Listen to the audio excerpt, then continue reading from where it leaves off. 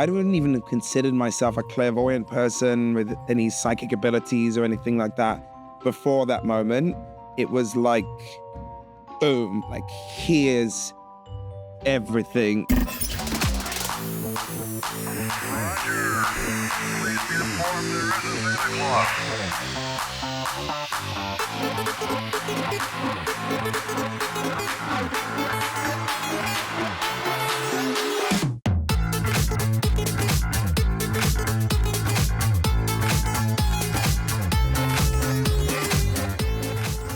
All right, everyone. Welcome to the Acid for Squares podcast. I'm your host, Cody Blue. I'm Tanya Dahl, and today we have our beautiful friend, Desi Valentine, on the show. Thank you so much, Desi, for coming in today, coming in from Mexico City.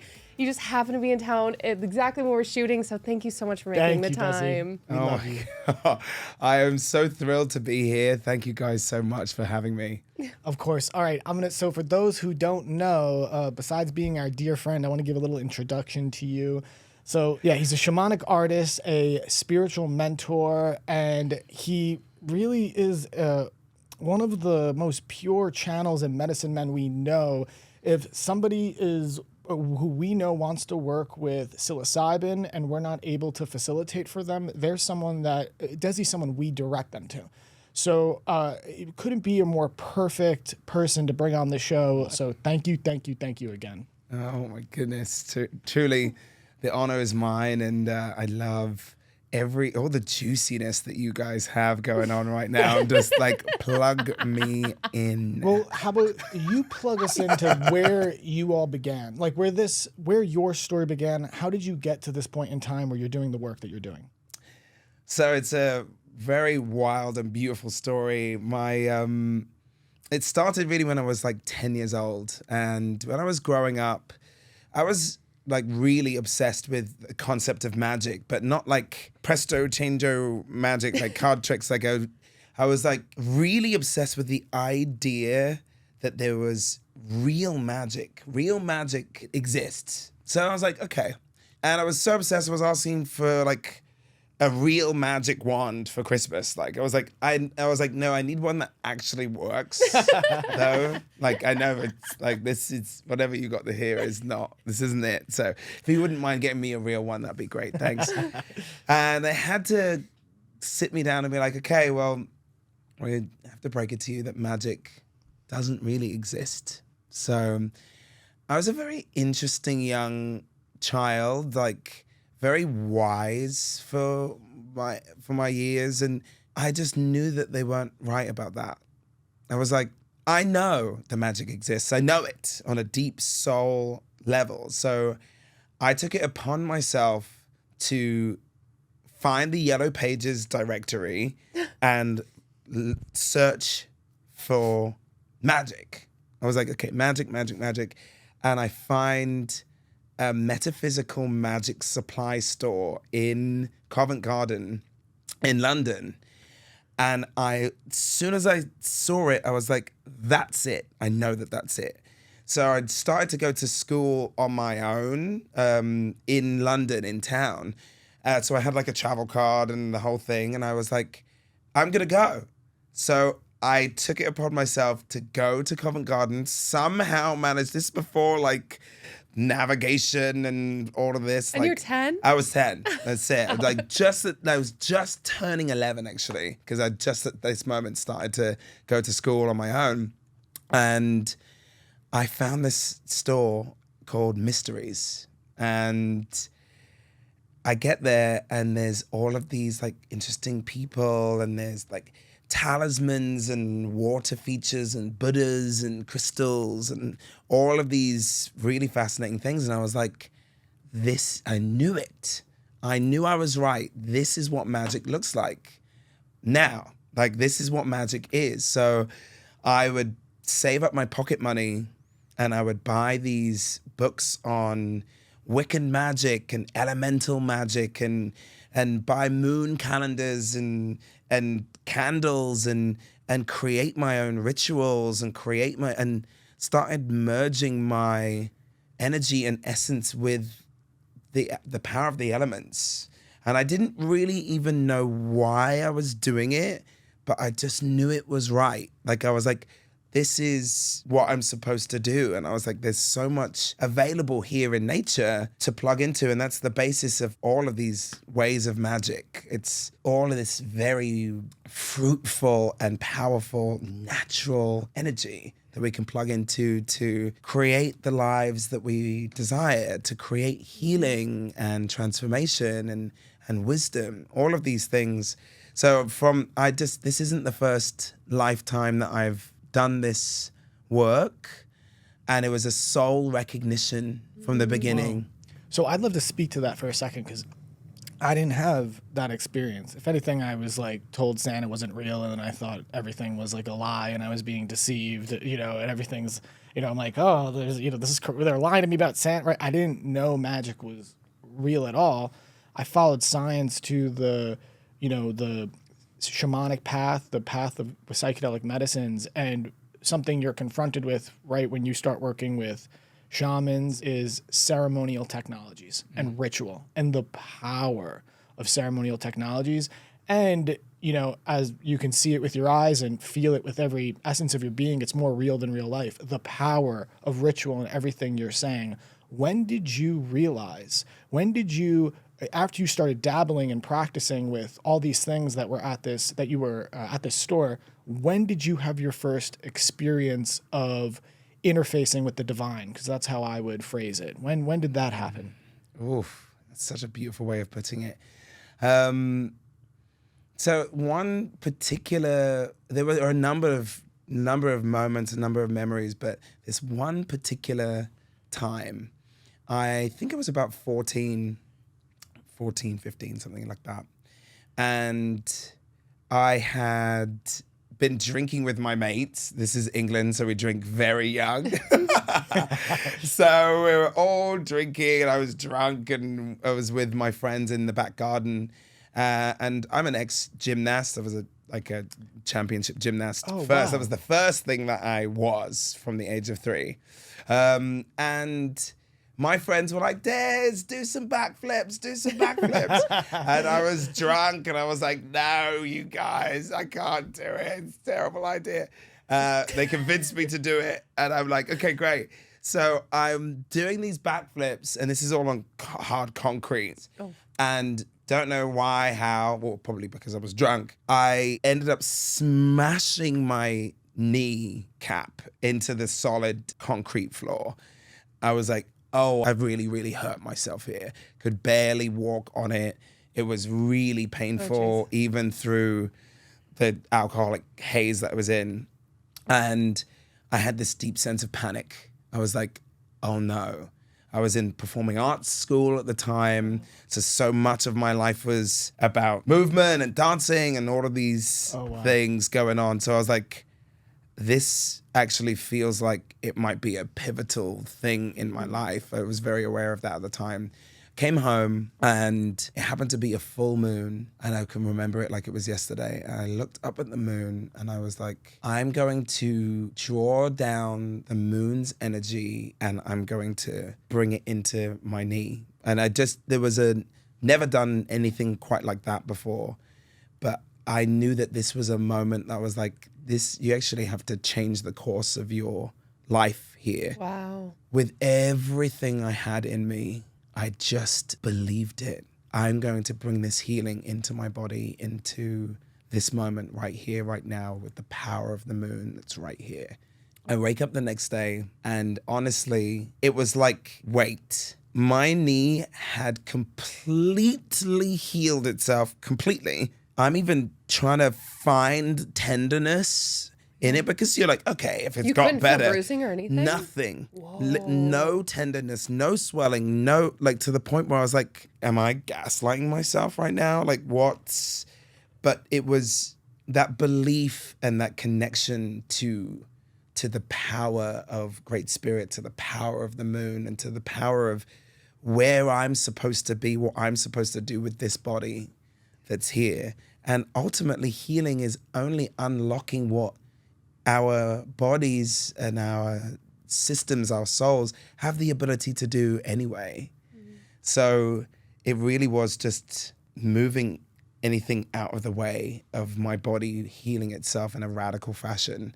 And that was when I truly knew and felt, and I'm talking like I can jump up and down, I can do, as if it never happened.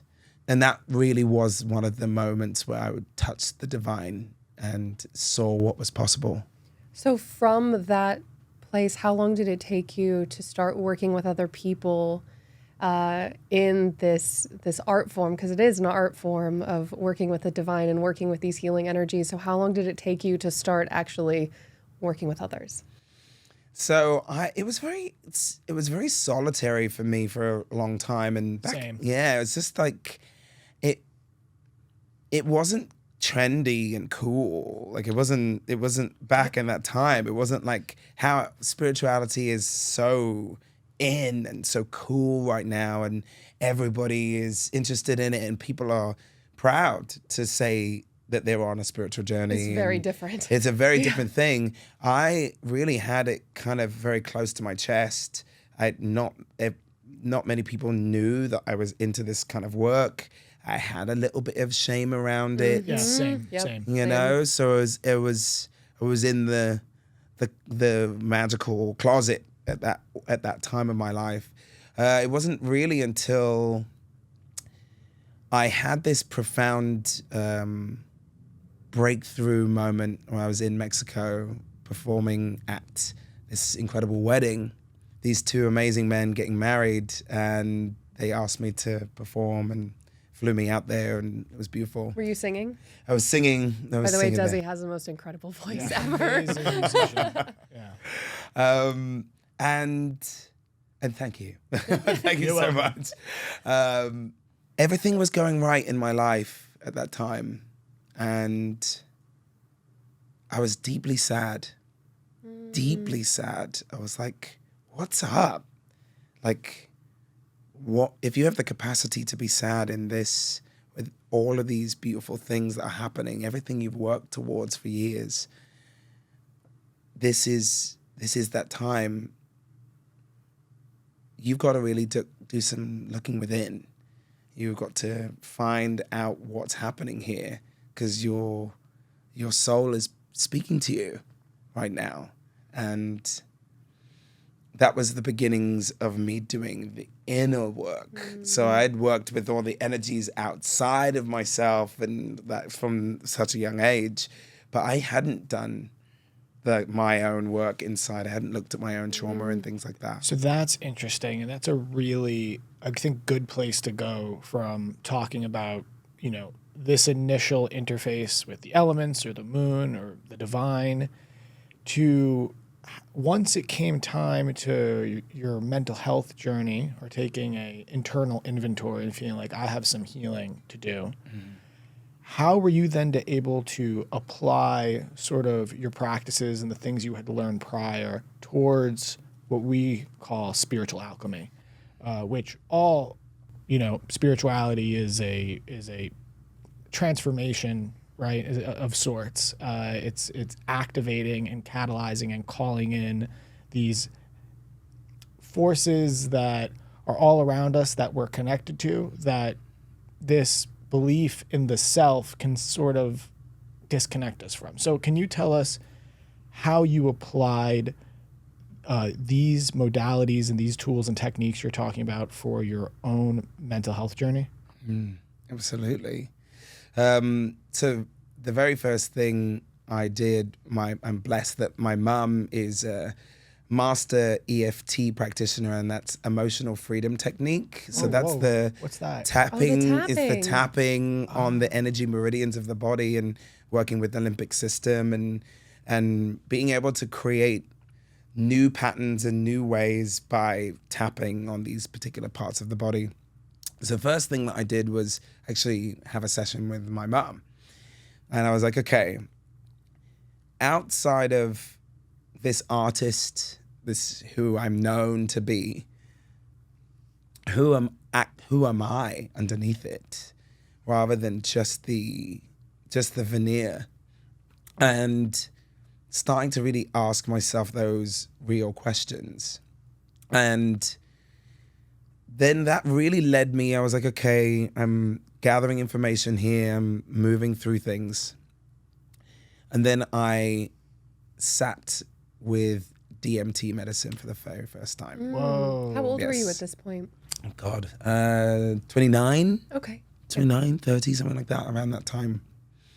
And it really unlocked everything for me. Yeah, that it does. It tends to. Were you working with That'll Bufo? do the trick. So it was not actually Bufo for the very first time. It was 5-MeO. Okay. So that was, when you can zoom out and see all of the relevant pieces of the puzzle that led me to exactly where I needed to be at that moment. Yes. Yeah. And it was that self-inquiry as well, to actually start to be able to look rather than who you think you're supposed to be, to who you actually are deep down. And I had been a mystical, bizarre, beautiful, bizarre child since the beginning. I was like, don't know if I was ever quite normal from the very beginning. Who is? Yeah, If you think you are, you're it's a Society's got facade. you. Yeah, it's a program. They're right, and that's the interesting thing. There's the cultural program of who we are, who we're told to be as kids. It's almost like we grow up and we start trying to, figure out like what's the true self and what's the programmed self. And then it's like, so much of my healing has been shedding that programmed self, course. people's expectations, what you're told. Do you have that same thing? We're trying to get back to our child self. That's Right. it's the most purest, innocent form of ourselves, and that's when also we're the most tapped in. Oh, yes. And also, it's so interesting. So, Desi, because you were talking about how, I'm going back, about how you went and found this metaphysical store and stuff around the age of 10 or 11. Same thing happened to me. And I have this, I went to really riding bicycles down the street with me and my friends, and we saw a metaphysical store, went in, we got parchment paper and some dove's blood ink and whatever, and went to my little playhouse and started doing magic in there. And that was my first introduction to it. But I had always been a sensitive, be able to feel spirits or see spirits and stuff like that. But it's interesting. I feel like there's something, maybe it's the age of about to hit puberty, but I feel like there's something magical in that time period that a lot of kids actually go through that phase of exploring the realms of magic. And maybe it's Especially young girls, I feel like. young girls especially, yeah. But do you think that maybe because that's when social programming really kicks in, right? That's when you're going almost into high school, you're in junior high. And do you think that we stop that because of just society, or what do you think stops us from continuing forward with that for most kids? Well, I think there's this underlying tone, and we are all connected, but maybe a lot of people don't really see it that way. That there's not only our own individual self, but there is a conscious collective. Yeah. And you'll notice that there are certain things where you're like, why is this particular thing so challenging or so thick to try and get through? And you're like, I don't really have any real reason as to why I should feel that way, but I do really powerfully. That's because, from my perspective, you're actually dealing with the collective consciousness. I the agree. collective ideology of what is right, what's wrong. And at a certain point, at that juncture, there's a subtext going on underneath that's like, get real, it's time to grow up, it's time to leave all that behind, it's time to get serious, or it's time to fit the status quo. It's time when you start getting interested in sexual energy, romantic energy, you're consumed with Career those energy. things. What do you say? Career Cody's energy. the only Career energy. person at 10 years old that's worried about career energy. Oh no, I was exactly the They're same. like, what do you want to do? Yeah, I What's your was- favorite color? Well, what yeah, is yeah, I it? guess that's You're true. just defining yourself and putting yourself in this box that becomes the collective of, That's when this Cody- is Desi, this is Cody, this is Tanya. The central thesis statement of everything we would like to talk about on the show is you're talking about the collective. So, and you were just talking about how there is sort of this subconscious initiation a lot of kids go on towards whatever the mystical, And and they it's kind of let it go. Right. instead of continuing forward, which you did. So you were talking about, that being an expectation to grow up. So now being someone who has sort of merged those two worlds where you literally work with people as a coach, a professional coach, everything from business to relationships to their spirituality. Can you talk about how the intersection between a spiritual existence and a 3D existence, whatever you want to call it, how those two things are actually, they're not mutually exclusive, and that one complements the other? Can you speak to that? Absolutely that. And for me personally, I am a deeply spiritual person and mystical and all of those things. And I am passionate about debunking the idea that because you are a spiritual person, a metaphysical person, whatever it is, that you're not practical, Yes. making actual tangible decisions that work in real reality. Like, I am very passionate about business and structure and how things work, and being able to execute from a place of knowing and connecting to spirit, and then being able to actually bring that into a reality. And as a mentor in this world, focusing specifically on spirituality and that relationship, but it's relationship to all of the things. That's family, that's friendship, that's your business relationships, that's how you even see the other in your life at all, and how you would even meet and connect to somebody at the bus stop. All of those pieces, as well as your relationship to spirit, however you see God, goddess, divine, however you hold that Holy Spirit, all of these pieces, of course, they're not mutually exclusive to what you do and how you actually execute and do things in the world. Right. And really being able to gently usher people into that feeling, that safety, that security, that your truest desires are inherently divine. So being able to move through the noise of what we think we should do or where we think we should go, and be able to be brought into a stillness, a listening, and an understanding that, okay, if I'm connected to that divine purpose, that desire, that's something that's so alive in me, then I'm actually already working with spirit. Yes. And that can look like how you show up in your career and your work. Whether that work in itself is doing something in the big grand scheme, or just simply showing up with the people that are around you as a way to inspire them and inspire yourself. It doesn't matter what you do. Right. There's a key word you keep saying, which is connection. And it's interesting because I feel like the work we all do, or a spiritual practice, is central. The central objective is cultivating stronger connection. And it's funny, you were just saying, oh, we're all connected, but not a lot of people live that way. Even though there's a lot of science that proves how everything is connected. All you got to do is zoom out into space to look at us as one, floating rock in the sky. We are all connected, right? So even when you were a kid and you did that practice with the moon, and, believing in your heart, that was the act of consciously connecting to the moon to heal your innate, right? Mm-hmm. So it's interesting because people can get lost or blocked with the words of, you use to express a spiritual practice, a mystical practice, supernatural, paranormal, God, great mystery, Wankatanka, Yoshibu, whatever you want to call it. But we're just talking about greater connection at the end of the day with each other, with the earth, with the elements, as you put it.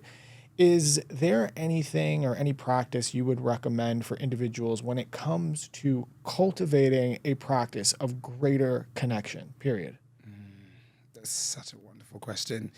The first thing that comes to mind is breath. There's not a single alive person on this planet that is not doing some form of breathing. So that's one thing that was a really powerful way in for me, because people talk about meditation, and as a person, I'm my mind's eye. I'm a clairvoyant person. I see visions, I see energies, I see auras, I see things, all of it. To try and quiet the mind felt like an impossibility. I was like, absolutely not. But Yeah. I know how to be with my breath. You know, I'm a singer, a recording artist, so I've done breath exercises throughout my life.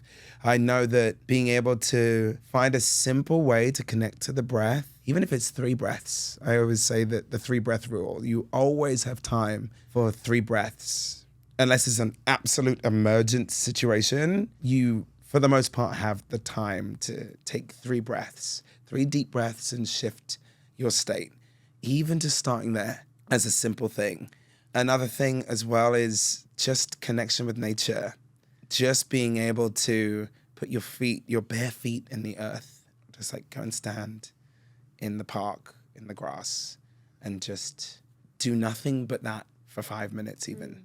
It can be something as simple as that, and it's all about intentionality and being like, okay, can't actually really do it wrong, Yeah. but at least you're trying. I've noticed that when people speak about connection, usually people think that loneliness is because we're not really connected to each other, right? Social media and all that sort of stuff really disconnects us, even though it makes us feel like we're more connected. It actually isn't because we're not in person. But what we've been actually kind of thinking about is really it's the spiritual path makes you connected to everything. Because you feel connected to, when you walk outside, you can feel connected to the air, the trees, you know, everything around you. You feel connected to your brothers and sisters around you. You feel connected to everything. And I feel like that's what's being lost is the true connection. Yes, connection to each other is important, but feeling connected, like if you are alone by yourself and feeling, you're like, wait a second, I'm actually connected to everything around me. I'm never alone. And I feel like that's really what the spiritual path does, is it brings that sort of awareness in. No, I couldn't agree more with you, Tanya. And one thing also I'd say to just sort of speak to Desi, what you were just saying, and this is actually for the audience. We asked Desi about connection. Desi, you immediately go to breath and to grounding in nature.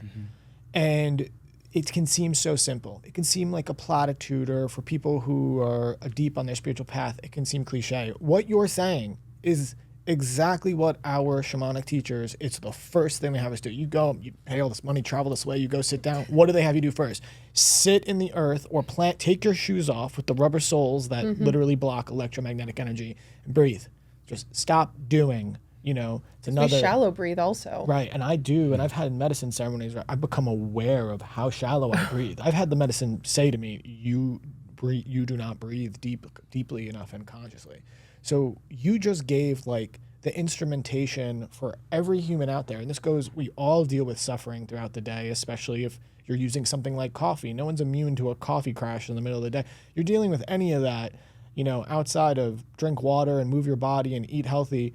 You're not feeling good. You go outside, take your shoes off, sit down or stand and breathe. I mean, that's the sensual medicine. And it's funny to even call that spiritual, because that's just, it's very simple. So, but I just have to say how important and profound what you're saying is.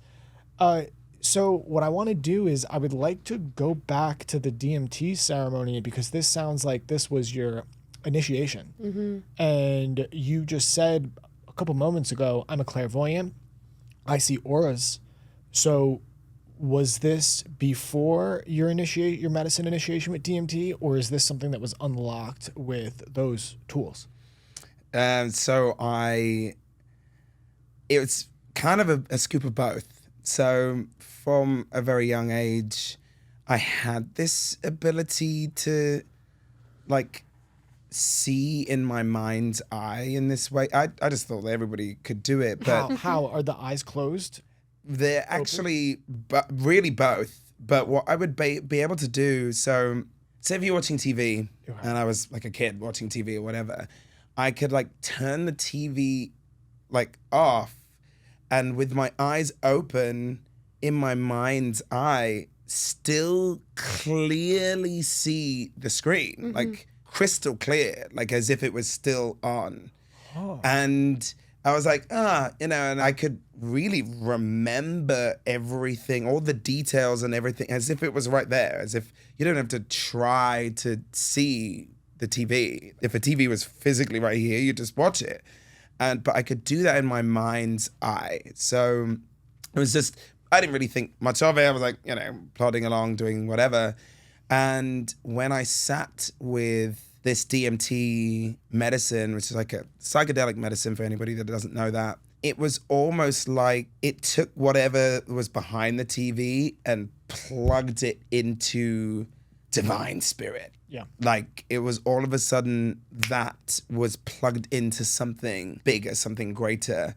And I work personally with the Akashic records, which is no a way. spiritual data bank of all things that have happened and are happening and will happen, and being able to plug into and understand that, and being able to see different timelines of what will unfold, and how even as I'm working with clients, being able to see and feel a timeline that they'll go down, that they could potentially go down, and feel how they'll feel in that timeline, even though it doesn't technically exist yet. So really being able to understand that there is so many layers in these metaphysical realms that was going on in the unseen. Yeah. So that, in answer to your question, that particular ceremony, I wouldn't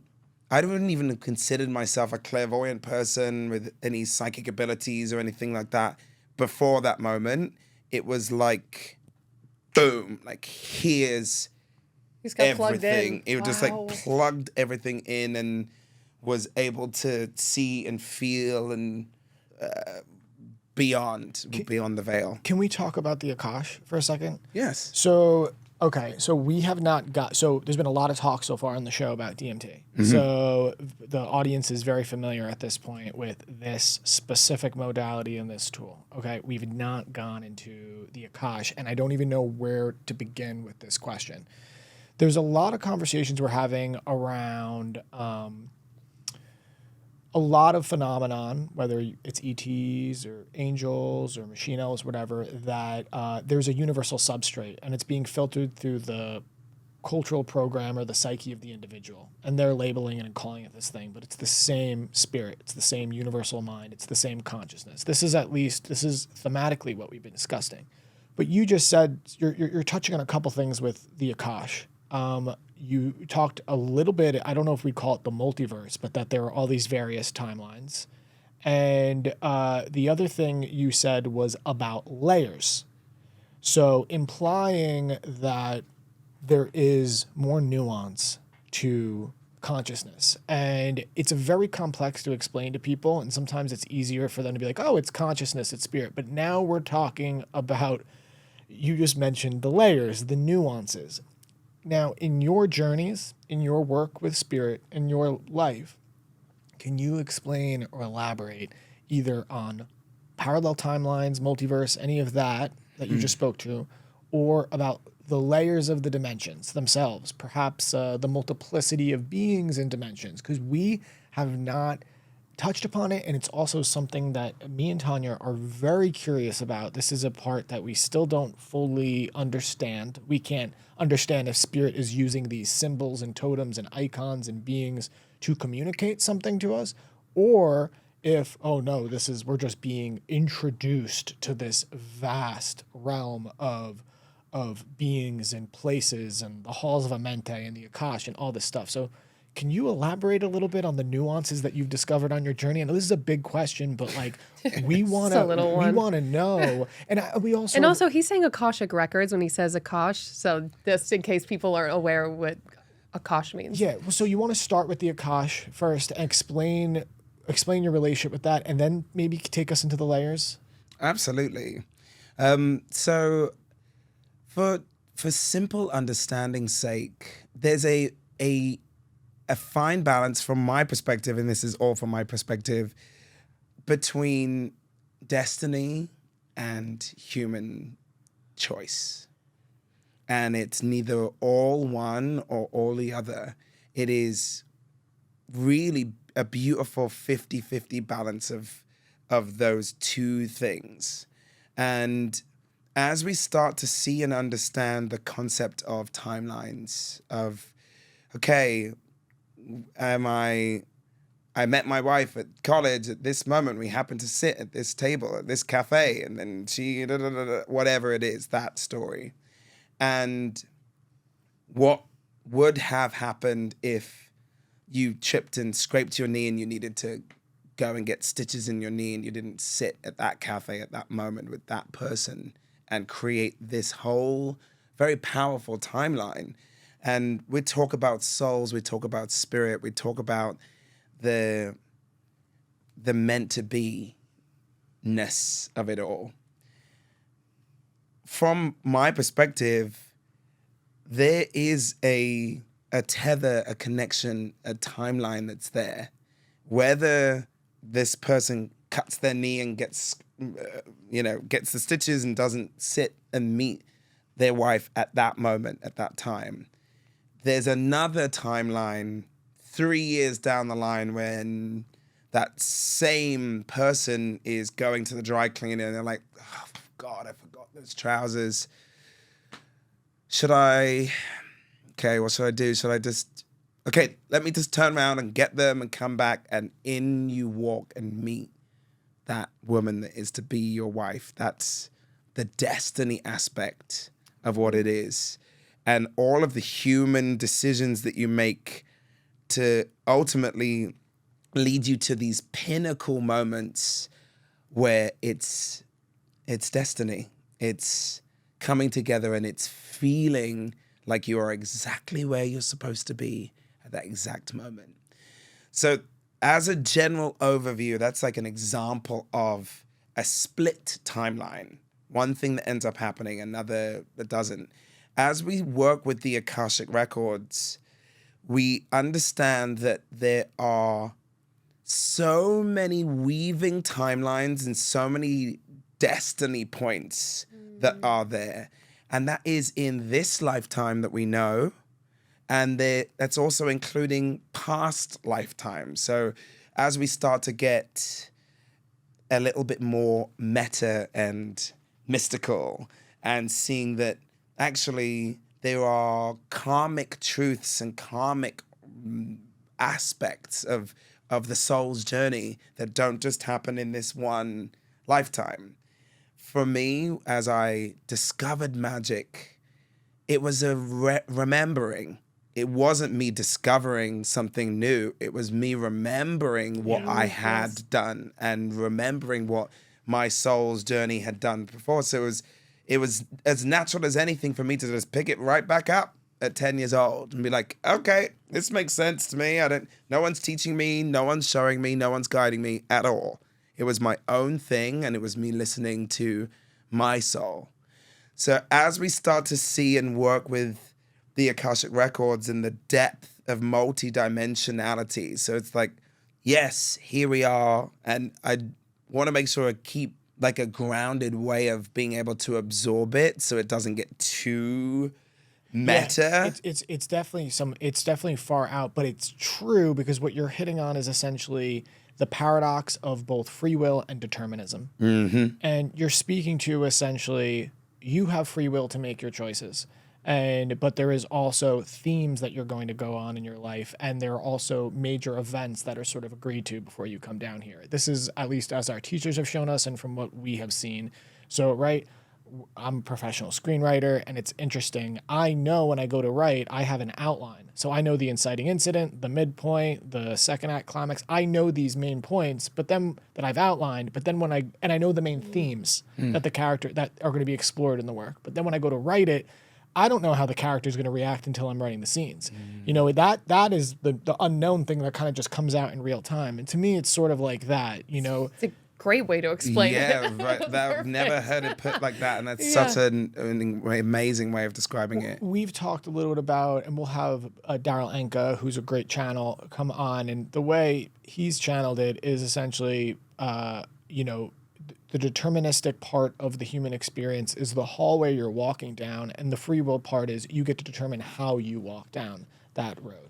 So we're in total agreement, and we actually, the phenomenon of free will to us is a big part for us of the protocols when it comes to the interface with the divine and the paranormal and extraterrestrials and things like that, that they cannot violate our free will, and we have to willingly Ask. ask the moon for healing, so to speak, which to us is quote unquote magic, right? It is. That is Magic it. is the asking. It's Yes. becoming conscious and consciously engaging with these Co-creation. parts. Right. And divinity itself, they live by those, they understand those laws of free will, and we have to learn and grow on our own. But it's learning that we can invoke the assistance of higher realms. So we couldn't agree with you more, but we do understand we're like putting you on the spot to explain extremely complex and far out, deep spiritual teachings that we don't have really the language to explain.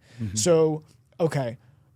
But what about the complexity of the planes of existence? When you do the work you're doing, does it all come through as energy and intuition and clairvoyance? Or are you aware when I connect to the Akash versus I connect to the moon? How are things broken up? And I had no idea we were going to go this deep, but we are generally interested. Yeah. So and we don't know. You know, we have hunches and what our teachers tell us and what we've experienced, but we don't really know. And we've yet to have like a real true blue, like a medicine man like yourself on yet. So what are the layers of divinity? My God. Yeah, do we have enough time? I don't even know. And can we Just throwing it on Sorry, Desi. sorry, Desi. Desi explained the layers of dimensions of He's reality. he's like past. the divine. I'm like, for me, it's with something like that. My whole lens that I see things through is it's a beautiful gift to be able to actually teach something, you know? So for me, when I'm in these spaces, it's so natural for me to see and understand how these different aspects work, but to be able to put word to intangible things, I will try my very best to do so. When it comes to the layers of dimensionality, for me, how it shows up, there is an angelic realm that I'm able to access, and it feels like it's a different compartment as a channel. So as I'm in a space working with a client or even just navigating my own practices and all of these pieces, it almost feels like I'm sitting here in this central space and there are these kind of tunnels that lead you down a different way. So for instance, when I'm working with angelic frequencies and connecting to angels, archangels, it exists kind of here in my awareness. So I'm leaning into that when I'm asking my questions and making sure that I'm kind of cross-referencing all of these different things, because we're dealing with the unseen, the unknown. So for me to be able to offer tangible, practical pieces that you can embody, that's the lens I see these things through. So I'm like, okay, let me cross-reference this with the intelligence of my body. Okay. That's a large part of my process. I can feel and understand that our bodies are full of divine intelligence, navigation, and wisdom. So being able to, take whatever message this is from the angelic realm and run it through the wisdom and the system that is this body, the soma, and run that through, and also then run it through the Akashic records to see what timelines we're actually working with, and is there a resonance? Is there an aspect of that has come before that is present now or will come in the future? And feeling that and cross-referencing it with my system. So we've got a tangible way to be with all of these, and like mediumship and spirits that have crossed over, they exist kind of here for me. Yes. Yeah, right. So I'm like, okay, so have you ever seen Minority Report with Tom Cruise? Yes. Where it's like, and he's moving things from this screen and taking things back here, and he's like, it's this central way of being able to be aware of these different places, these different sources of information. It all comes through the body and the heart and the breath. Yeah. Once again, all of these things as a way to kind of navigate these different dimensions of reality. Okay. It's so interesting that you were talking about spirit when past loved ones are coming through. It's like right here, because anytime I've had somebody pass away that's come to me before I knew that they had died, they always come here and like almost like whisper in this side of the ear. And so it's so interesting. It's that I've never heard anybody say that before. And so Cody and I, we always try to understand how spirit speaks, right? And how to decode, because a lot of times it speaks in symbolism. And we're always trying to be as open as possible to receiving, but sometimes it comes in downloads where, you know, it's just a ball of information dropped in you that you're just trying to unpack as you're like looking at it. Or there could be telepathy, right?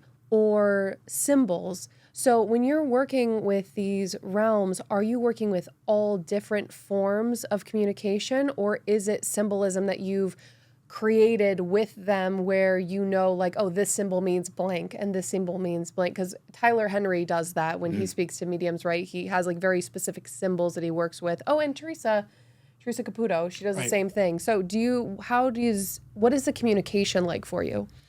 So that's such a wonderful question. Oh, good Lord.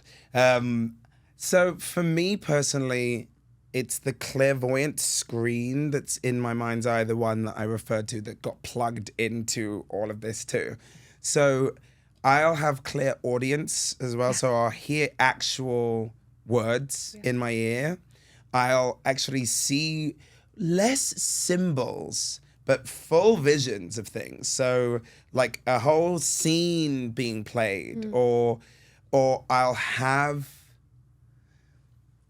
a pain or a discomfort or something or exhilaration in my physical body as another way of doing it. So it's, for example, we're talking about a potential timeline where somebody goes into taking whatever, a job opportunity. And I'm taking that concept and running it through these systems and being able to be like, okay, in the Akashic records that exists like right here, seeing I work in percentages as well. So because that's really clear. That's my Virgo side being like, okay, 77% likely that you're going to feel this way, how my body is letting me feel it right now. I'm like, I feel a deep sickness in my tummy from this particular timeline of what you're bringing forth. So I'm like, and there's an art to being able to ask the questions for the person to find and discover the thing for themselves. So it's not always, there's a discernment about like, okay, I'm like, so how do you feel about going into this job? Because I can feel something in the field here that's like, and being able to have them be like, well, I'm a bit nervous about it. And actually the last time that I did something like this, I got really sick. Yeah. And then in that moment, I'm like, okay, well, I can feel it. I'm being able to cross-reference it all and be able to give them a tangible thing for them to embody and work through at that time. Okay. All right. I want to step in here for a second because on this show, we've pretty much gone from like intro to econ to like, and this is like a seat at the World Economic Forum all of a sudden. Like this is so, because right now for our audience, you are getting plugged into the experience of a channel and how this works and is experienced through the eyes of a channel, okay? And it is as much as an art as it is a science, and it is truly ineffable. The word that's been used that is really the best atlas for understanding this experience is frequency, I think, and also you returning it to the body, how you're feeling it. So, and this is an interesting thing. So already some people who've listened to the show, we have some like childhood friends who've listened to the show.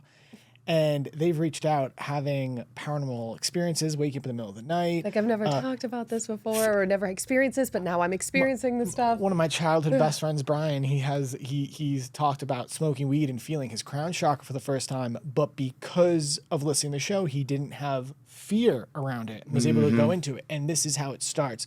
When fear turns into curiosity and you start to engage, that's when you can get to the point where Desi is. You get to the point where Tanya is, because you both are incredible channels. And the way that I know this to be true is because I've experienced it myself. Cody, can I just say something? Cody feels everything in his body. So he'll know if somebody's feeling pain in their body. He will physically feel it on himself. So what you're talking about is what Cody experiences. It is so wild. I have never met anybody like Cody that can feel energy the way that he does. It's so beautiful. I'll know when she gets her period. Or- I'll be like, or- you got a period? or And he's she's like, like- I just got He's like, he's like, I'm having like cramps right here. And I was like, well, that just started. Yeah, so like- it's so strange. And it's so funny. It's the only, because back, I just experienced it. I was like, oh my God, I'm depressed. I'm this. I didn't know that I was feeling the psychic taking it energy. on. Yeah, because now that I have the tools to clean and clear myself in the practices, I know when an intrusive thought is coming. And I've had, are you thinking this, insecure thought right now? Tanya, she's like, oh my God, yeah, I am. I'm like, well, I just started thinking it in my own head as myself, but I digress. I wanna go back to, this is very advanced, but it also is, when do you hear this conversation? When Desi comes into town, that's When do you hear this? Because this is some real stuff. Okay, and so you facilitate. You're a medicine man, right? Yes. You facilitate mushroom ceremonies. Yes. You still do this work? Yes, very much so. Okay. So me and Tanya hold space for psilocybin. It's been some time, but I'd say in terms of the medicine that we work with at that level, in terms of being able to hold space, that's it for us. That's our jam. So a lot of times for first timers, we're sitting there and they'll take the medicine, and a lot of times it feels like you're sort of ushering them to the other side, kind of unplugging them from the matrix and watching them go into this other side and have sort of this communication. And it's been, I'll tell a short story, but I was in a Wachuma ceremony and I was helping a nurse. It was his first time with psychedelics. I was helping him out, and he ends up working with DMT in the ceremony, and I'm sitting there and he was calling me Corey the entire time, and I didn't have the heart to correct him. And he's sitting there in DMT and he's mumbling to himself, call him Cody, call him Cody. They're telling him, call him Cody, because he's helping you out. And I've seen so many of those experiences where I'm watching these people have this conversation, but yeah. also often we take the medicine, whether it's a small dose or we're going in with them. If we take a small dose, it's called sympathetic resonance. We're just trying to tap into the frequency of the mushroom. And it's like you said, you're feeling what they're feeling, you're having come through, you're seeing what they're experiencing, you are riding along that journey with them. So just to kind of, because this is such advanced technique, can you take us to your practice of facilitation with psilocybin and all these techniques? Is this your practice? So when you initiate a ceremony, is this all coming through and you are plugging into the angelic realms, which I will say, this is a main shamanic technique, is calling in, These energies. the moon, so to speak, the angelic realms, and making sure you're using your free will to not accept anything that is not that. And we don't even have a full understanding of the shadow side of this work. We just have been taught, you call in this, and anything that is not that, you protect. So can you tell us, bring this to the practice with the medicines, what you just stated as everything you just listed off? Can you walk us through? Absolutely. So, as well as all of the things that I mentioned, these angelic realms, working with the Akashic records, working with the spirits that have passed, they're working with the wisdom of the earth. There's also another aspect of it. And the earth medicine, we call it plant medicine, but mycelium is not a plant. It's from the earth. So the mushroom medicine, being able to call into the space, all of it. I do an opening prayer that works with and welcomes all of those aspects, all of our guides, angels, teachers, archangels, welcoming the spirits of the medicine of themselves.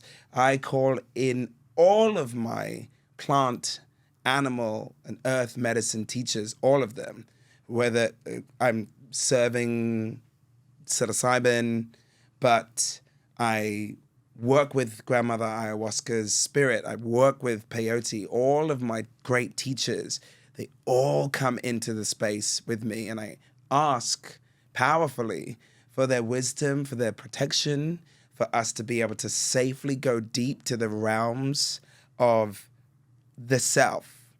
All of the aspects of self, including the spiritual, mystical, all of those pieces.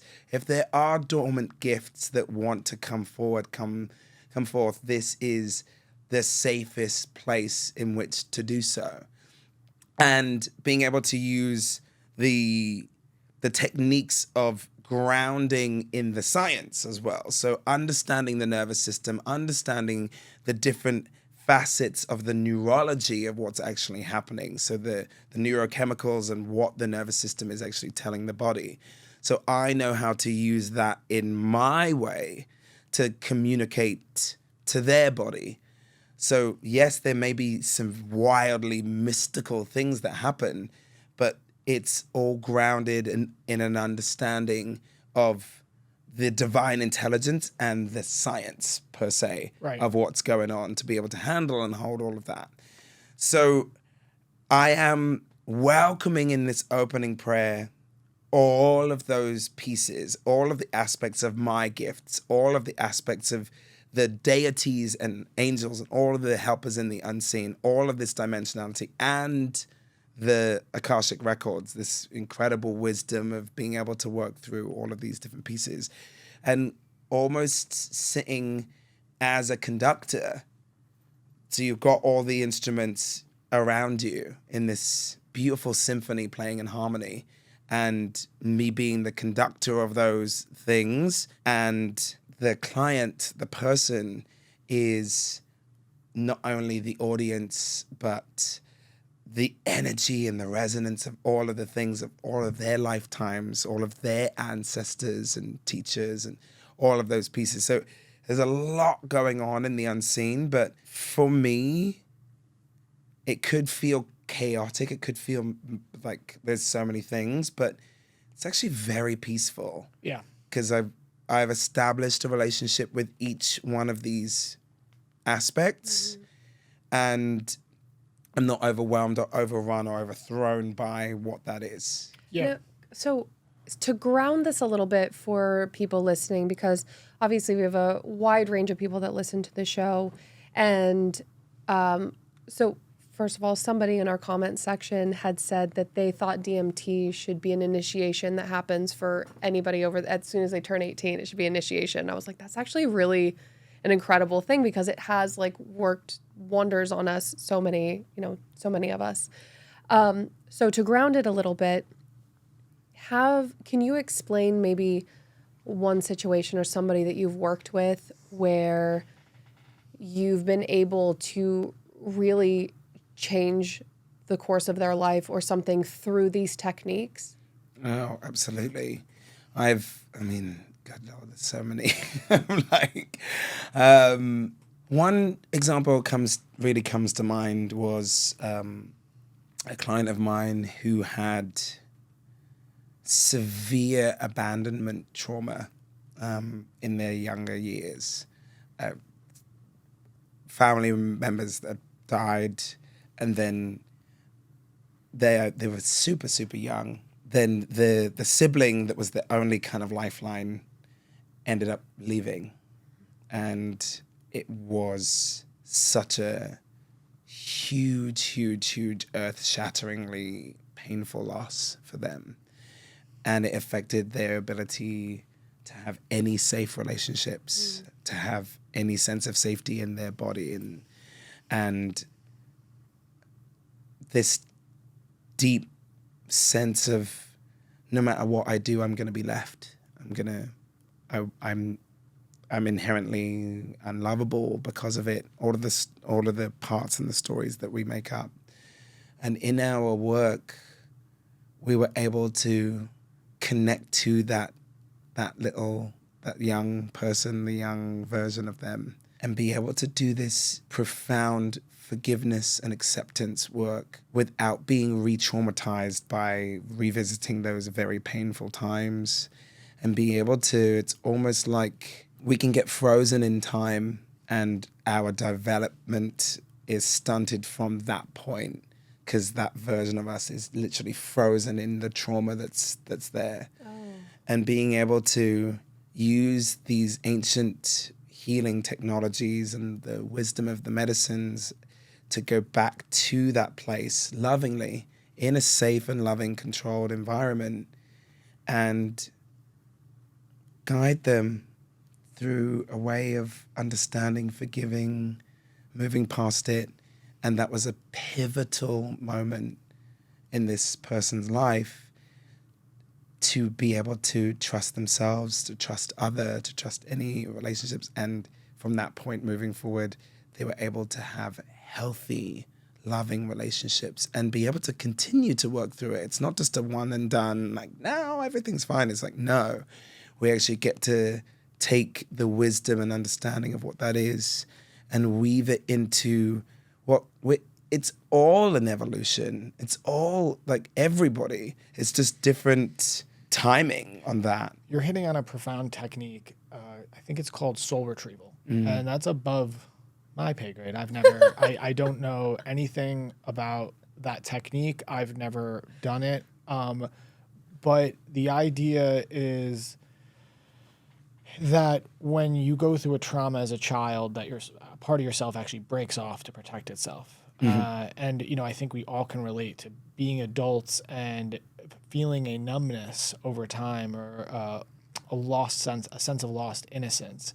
And my first foray into shamanism, before I was even doing any of this work, back when it was just reading and, trying to learn everything to try to make myself think I was safe enough to actually embark on this, that was a fundamental technique across cultures. So this idea of soul retrieval.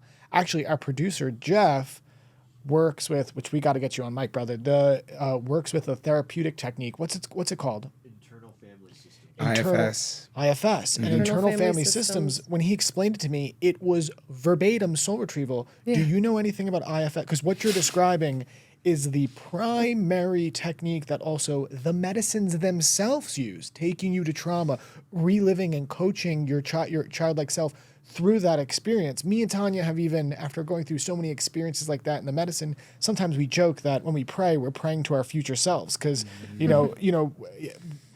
knows? Can you speak to IFS, soul retrieval, and what you just spoke about with bringing them to a trauma and reconnecting them with a part of themselves that's been lost? Absolutely. That's one of the big techniques that I particularly use. Go figure. So yes, it's really interesting because IFS is inherently shamanic. Yes. Like it's actually it's just a shamanic technique that has been able to be based at like an evidence-based therapeutic modality that you can actually. It got rebranded. Yes, absolutely. But that's absolutely what it is. It's trauma creates disconnection. That's what it does. And as I love the fact that you said it, breaking off parts of yourself in order to protect oneself. It's as we use internal family systems, this IFS therapy modality, we can go and embrace the multiplicity of who we be and be able to guide the client, the patient, or however you want to call it, into this beautiful inner dialogue, which the dialogue's happening whether you're aware of it or not. So, all of the voices that we hear in our head and all of the different pieces and parts of how we feel. And a lot of the time we have such conflicting thoughts in us that's where we get discombobulated, and that's where we get overthrown, overtaken, overwhelmed, is because you have these conflicting parts that are all sometimes screaming at you at the same time.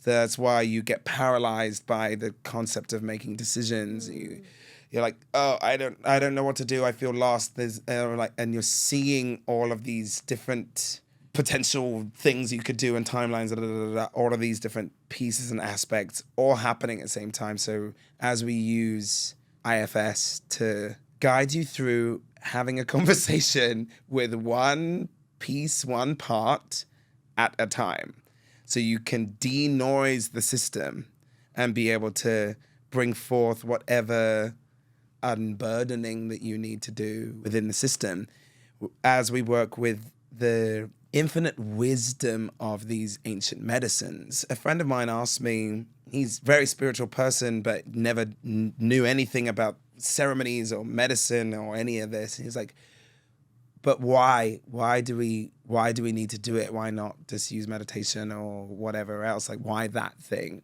Why are people drawn to it? And the answer that I gave him, that really honestly felt channeled, but was, what we're dealing with the mushroom medicine or ayahuasca or whatever it is a heightened version of nature. And as we bring that higher version, this amplified version of nature into our system, it will illuminate what is unnatural for us to bring to our awareness. So are we supposed to be anxious and stressed and depressed all the time? No, that is actually inherently not natural for us. So what is the thing that's bringing that into us? Is it the trauma? Is it the experience? Is it we're actually absorbing a lot of energy that doesn't really belong to us? Is it so we get to start to understand and be illuminated to returning back to our natural and true state, the wisdom of these plants, these earth medicines brings us back to that. So as we do this IFS work, it's only inherently supported by the wisdom of these medicines, which is, once again, just getting us back to the self, the soul, the central piece of who we are and our natural state. Right. Yeah. Becoming whole again. It seems to be the whole purpose of the whole thing. You know, we all know about Pangea and how the continents slowly drifted apart from each other, and now we're all these separate nations warring with each other. We've divided, and there's a scientific hypothesis and belief. There's some evidence that Pangea, the continents are actually coming back together, we merge. Also hypothesized a scientific belief that the Big Bang is not just expanding, but it's actually slowing and going to eventually contract back together. We're experiencing a holographic reality of the reconnection of the parts of us that are all separate. Reconnection with the parts of ourself that we've been broken off from ourself. And that's what all of this is. It's just a return home. It's fascinating that we can scientifically know and spiritually know that we are all connected and that we are all one, but still we are existing in an illusion of separation. And we can feel that. We can know that intellectually. We can have a remembrance of that, as you so eloquently put it. But the illusion is separation. It is space-time. It is everything is separate and happening in this linear fashion. And there's many wisdom traditions and like Buddhism that speak to the illusion in that way. And that is the very thing we want to heal. You speak very eloquently about your friend questioning ceremonial technologies and medicines themselves, and also speak very interestingly on IFS. All of these techniques we speak of are being rebranded for the Western mind. Meditation, breathwork, yoga, even psychedelics, everything is being rebranded. And what that looks like is they take one singular occult instrumentation of spiritual connection, and they isolate it, separate it, repackage it, and express it in a way that is free of the woo-woo, of the religion, of all of these things. They're meant to go together. Meditation and psilocybin, let's say, go together like peanut butter and jelly. You know, I mean, those are techniques that those things go together. They're not one and the same. Definitely, there's something interesting with psychedelics, and a lot of the work that you're talking about is the invocation for help. I think the only other thing I want to speak to on what you're talking about is because we're all connected, when it comes to psychedelics, you can actually move energy for sort of the branches on the tree closest to you. It's not just individual. There is collective healing. There's ancestral healing that goes on far beyond the individual healing. So to speak to somebody that's doing shamanic work or work with psychedelics and to say, well, why can't you just meditate? Why do you have to do this? This goes far beyond individual mindfulness practices and peace. And yes, we meditate daily. We're big avid. It is the main thing: breath, meditation, nature, eat healthy, work out. Those are the main things. But there is something far beyond when it comes to transformation and healing, deep healing that these medicines can help us with. And the one thing I would love to say to our audience is this is the why it's important to have a facilitator, a shamanic practitioner, when you work with these medicines. Yes, you can have a transformational experience working with them on your own, but there is a lot that's going on when it comes with a shaman or a facilitator. There's a lot they're doing behind closed doors to protect the space and to elevate and to invoke transformation and a rites of passage, which is how they're really used, rites of passage. This invocation and what they're doing, you really won't know. A lot of Western medicine people, they have this whole transformation that happens behind closed doors that you just spoke to. And then a lot of the journey then goes into, how do I communicate this with the world in a rational way? How do I bridge the gap? How am I a conduit for this work? So a lot of shamans and medicine people don't explain this stuff. And Desi, you went where most people won't go with us. You spoke to things that most people won't speak out loud in front of a mic and a camera. So we cannot thank you enough for going there, because you're giving words to the ineffable. You're giving a voice to something you that is voiceless, that is a frequency, as you put it. So thank you for going there. I think as we come to the end of our time together, and you're a man that is here to bring healing into the world, and we'll have you back on again. But for now, what do you think we need as a people in this time? What are some words you could give for all of us? What's your message? Yeah, some message, some tools for human suffering to help us through this journey we're all on. Good Lord. I mean, live from a place of listening rather than from talking. Like, we have 2 ears and 1 mouth, and let it be that ratio, you know? So it's like, okay, can you actually listen to yourself, listen to others? Can you listen to somebody that has a radically different belief than you? Can you be ready to be wrong about everything that you've ever known? You know, and just be kind wherever you can. That's, I believe, whomever is up there, whatever you believe, I believe that is universal. If there's somebody that needs the help, just try and help them. Maybe listen to them. Start there. Everyone's suffering way, shape, or form. So being kind definitely is a huge piece to the puzzle.